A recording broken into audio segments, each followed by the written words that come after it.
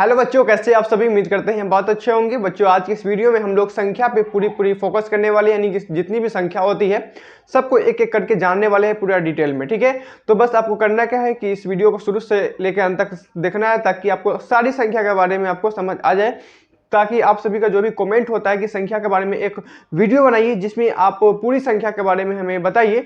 तो आज की इस वीडियो में मैं आपको पूरी संख्या के बारे में डिटेल में जानकारी देने वाला हूं। बस आपको करना क्या है कि इस वीडियो को शुरू से लेकर अंत तक देख लेना है, और चैनल पर नया है तो चैनल को सब्सक्राइब भी कर लीजिएगा। ठीक है, चलिए हम लोग शुरू करते हैं। देखिए, यहाँ पे सबसे पहले जो संख्या है दोस्तों, क्या है? प्राकृत संख्या। ठीक है, तो प्राकृत संख्या को हम लोग कहते हैं नेचुरल नंबर, इंग्लिश में कहते हैं। ठीक है, जिसे एन से रिप्रेजेंट करते हैं, जो आपके नाम से ही दिख रहा है एन। ठीक है, तो रिप्रेजेंट जो संकेत है वो एन, कैपिटल एन से करते हैं। क्लियर है? उसके बाद दूसरा जो आपका संख्या है, आपका पूर्ण संख्या है, जिसे इंग्लिश में होल नंबर कहते हैं। इसको रिप्रेजेंट करते हैं कैपिटल डब्ल्यू से, जो कि आपको यहाँ नाम से ही पता चल रहा है, होल नंबर यानी कि डब्ल्यू। ठीक है, आगे हम लोग पढ़ेंगे कि पूर्णांक संख्या क्या होती है। ठीक है, तो पूर्णांक संख्या को इंग्लिश में कहते हैं इंटीजर नंबर। ठीक है, जिसे हम लोग जेड से रिप्रेजेंट करते हैं। यहाँ पे थोड़ा सा आपको ध्यान रखना है कि इंटीजर नंबर जो होता है उसे हम लोग जेड से रिप्रेजेंट करते हैं। ये थोड़ा सा यूनिक है, डायरेक्ट जेड पे पहुंच जाता है इसका सिंबल। ठीक है, देखिए इस संख्या के बारे में तो हम लोग जान लिए हैं कि नाम क्या होता है, इसका डिनोटर यानी कि संकेत क्या होता है। अब हम जानते हैं कि ये जो संख्या है ये किस प्रकार की संख्या होती है। देखिए, अगर हम लोग प्राकृत संख्या की बात करते हैं तो प्राकृत प्राकृत मतलब जो हमको रियलिटी में जो गिनने में हमको सहायता प्रदान करती है। ठीक है, हमारे व्यवहार में जो गिनने में सहायता प्रदान करती है, उससे हम लोग जो संख्या का इस्तेमाल करते हैं उस संख्या को हम लोग प्राकृत संख्या कहते हैं। जैसे कि मान लीजिए कि आप स्कूल जाते हैं, स्कूल में एक कतार बनाया जाता है प्रार्थना के लिए। ठीक है, तो वहां पे बच्चों को हम लोग अकाउंट करते हैं कि नहीं करते हैं? करते हैं। तो वहां पे जो अकाउंट करते हैं, अकाउंट का प्रक्रिया हम कहां से स्टार्ट करते हैं? तो 1 से करते हैं। ठीक है, तो जो प्राकृत संख्या होती है वो 1 से लेके 2, 3, 4 उसी प्रकार से इन्फिनाइट तक जाती है। तो जो संख्या 1 से लेके इन्फिनाइट तक जाए उसे हम लोग क्या कहते हैं? प्राकृत संख्या कहते हैं। ठीक है, क्लियर है? अब हम लोग जानते हैं कि पूर्ण संख्या क्या होता है। देखिए बच्चों, जब हम अकाउंट करते हैं तो 1 से स्टार्ट करते हैं, अनंत तक जा सकते हैं। ठीक है, लेकिन वहां पे एक कभी कभी जीरो का भी जरूरत पड़ता है। जैसे कि मेरे हाथ में अभी 1 ये पेन है। ठीक है, सपोज मानिए कि मैं इस हाथ में क्या पेन है? कोई पेन नहीं है, यानी कि कितना पेन है? 0 पेन है इस हाथ में। तो हम यहाँ पे जीरो का एक कमी महसूस होता है। तो जिस प्राकृत संख्या में जीरो ऐड हो जाता है तो उसी को हम लोग कहते हैं पूर्ण संख्या यानी कि होल नंबर। तो ये पूरी की पूरी क्या है? एक प्राकृत संख्या का समूह है, बस उसमें जीरो ऐड हो जाता है तो उसे हम लोग पूर्ण संख्या यानी कि होल नंबर कहते हैं। तो इसका भी आपको कॉन्सेप्ट क्लियर हो गया होगा। चलिए हम लोग आगे देखते हैं। आगे है हमारा पूर्णांक संख्या। देखिए, पूर्णांक संख्या क्या होता है, जिसे जेड से रिप्रेजेंट करते हैं, तो मैं आपको बताया हूं।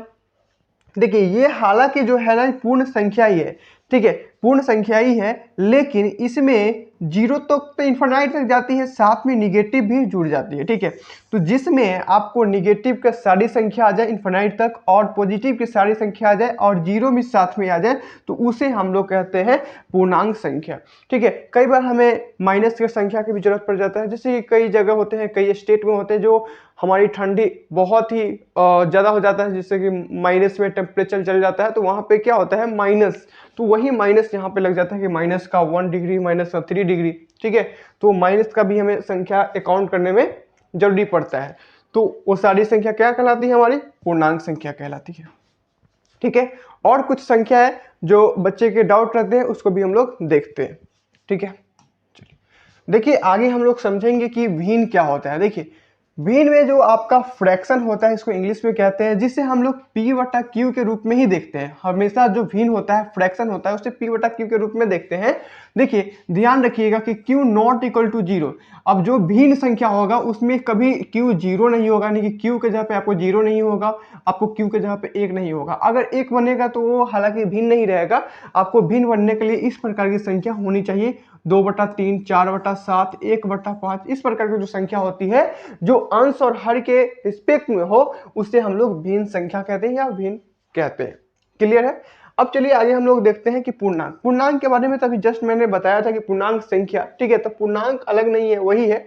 देखिए पूर्णांक होता क्या है कि जिसे p बट्टा क्यू के रूप में हम लिखते तो है हालांकि, लेकिन यहाँ पे जो q होता है हमेशा 1 के बराबर होता है। जैसे कि यहाँ पे देखिए माइनस का 3, नीचे में कुछ नहीं है तो 1 है, माइनस का 2 कुछ नहीं है तो 1 है, हमेशा क्या होगा 1 ही रहना चाहिए, तो क्या होगा पूर्णांक संख्या कहलाएगा। क्लियर है। आगे देखते हैं हम लोग। देखिए ऋणात्मक पूर्णांक, अब देखिए यहाँ पे निगेटिव जो इंटीजर होता है बच्चों, निगेटिव इंटीजर जो आपको ये क्या है पूर्णांक ही है, जो पूर्णांक ये था ये भी पूर्णांक ही है, लेकिन इसमें सिर्फ तो सिर्फ ऋणात्मक यानी कि निगेटिव इंटीजर मिलेंगे, जैसे कि माइनस का 1, माइनस का 2, माइनस का 3, जितने भी माइनस वाले संख्या होते हैं वो सब के सब इसमें आ जाएंगे। ठीक है, तो इसे कहते हैं हम लोग ऋणात्मक पूर्णांक यानी कि निगेटिव इंटीजर। ओके, आगे देखेंगे तो आता है आपका शून्य पूर्णांक। ठीक है, ये भी पूर्णांक ही है लेकिन जीरो पूर्णांक। जीरो पूर्णांक में ओनली ऑन आपका जीरो आता है। ठीक है, इसके अलावा कोई संख्या नहीं आता है, ओनली ऑन जीरो आता है, जो हमें जीरो पूर्णांक कहलाता है। कई बार आपके एग्जाम में ये भी क्वेश्चन पूछ दिया करता है।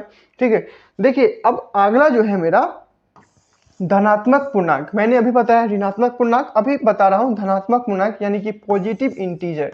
ठीक है, पॉजिटिव इंटीजर में क्या होते हैं कि जो पॉजिटिव में संख्या होते हैं, हालांकि जो पॉजिटिव में संख्या होते हैं 1 2 3 4 5 6 इनफाइनाइट तक जाते हैं, उस संख्या को मैंने पहले ही बताया कि प्राकृत संख्या भी कहते हैं। ठीक है, तो प्राकृत संख्या ही क्या होता है पॉजिटिव इंटीजर यानी कि धनात्मक पूर्णांक होता है।